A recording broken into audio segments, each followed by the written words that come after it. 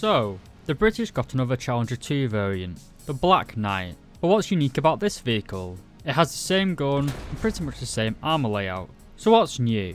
Well, mainly, it's the active protective system. To make it as simple as possible, this new Black Knight British tank is basically the 10.7 Challenger 2 variant with the addition of an active protection system, or APS. So it does not get any of the additional armour protection found on later variants of the Challenger. However, it does also receive a thermal imaging sight for the commander, something that the other Challenger 2 models do lack. But is it worth grinding out the Black Knight? It is after all just a copy of the other Challengers in game. Well, that's the point of this video, and let's get right into it. The Black Knight is a rank 7 battle rating 11.0 main battle tank located in the British tech tree. To unlock it, you're going to have to grind out 400,000 research points before unlocking it for the cost of 1,080,000 silver lions. To put it in your lineup, it's going to cost you 310,000 silver lions, and for the expert and ace qualification, it's 1,080,000 silver lions and 2,200 golden eagles respectively. In terms of customization,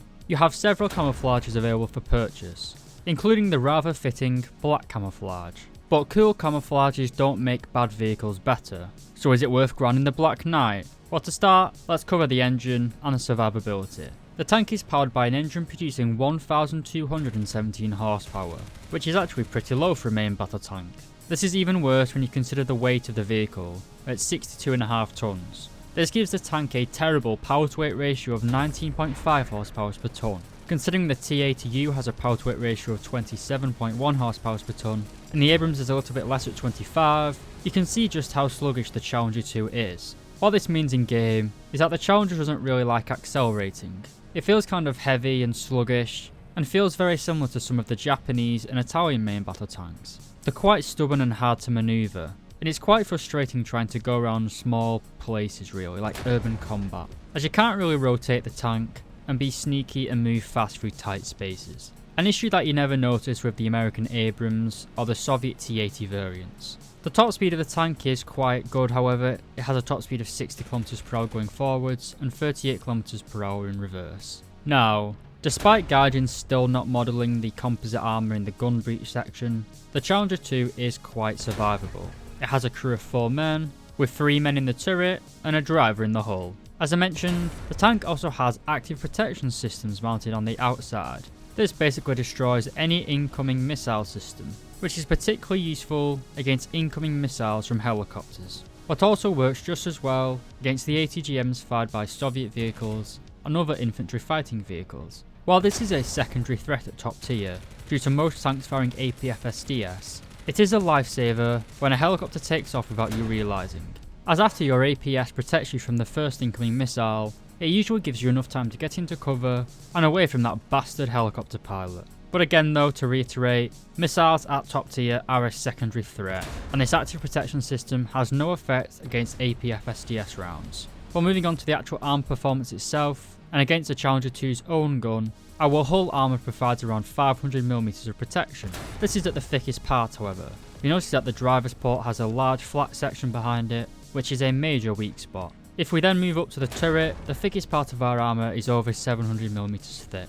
Again, this is very good against APF-SDS rounds, but you'll notice that the turret breach is very large on the Challenger 2 series, taking up a good 1/3 of the turret. The large gun mantlet, as well as the flat part behind the gunner's seat, does give the Challenger 2 two very large frontal weak spots, which pretty much all top tier players are now aware of. This means that while the Challenger 2 does have thick armour, it's largely irrelevant if you're facing a competent player, as they'll just shoot in the driver's hatch or the gun breech. It also goes without saying that the lower frontal plate is also a massive weak spot on the Challenger 2, as it is on pretty much every main battle tank.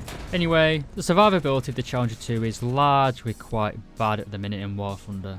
While it does theoretically have good armour, there are just so many frontal weak spots on the Challenger 2 series of tanks that it's kind of just a meme really. You are relying on your enemy player to have poor game knowledge in order to survive. And in War Thunder, in ground realistic and air realistic, it's always best to assume that your enemy is a good player. But, like all of the other Challenger 2s in game, the firepower is very good. It has the same 120mm L30A1 gun, with 50 rounds of ammunition, but a rather bad first stage ammo rack of 4 rounds. As you'd expect, the gun is fully stabilising with the horizontal and vertical planes, and you have the NATO standard 10 degrees of gun depression and 20 degrees of gun elevation. It's worth noting, however, that the fire rate of the Challenger 2's gun is very good.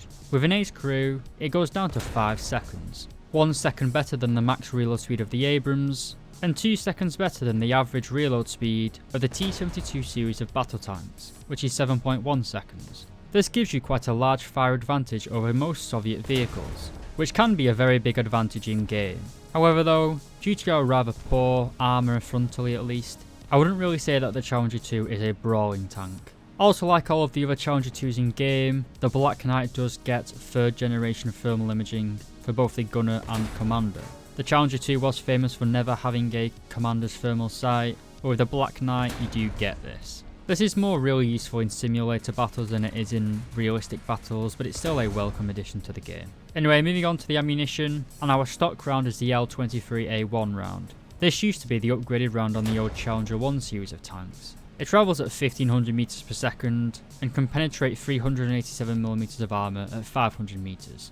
A pretty decent stock shell. We also have the L31a7 Hesh round, or high explosive squash head. This travels much slower, but penetrates a constant 152mm of armour. This is effective against lightly armoured vehicles, or the roofs of main battle tank.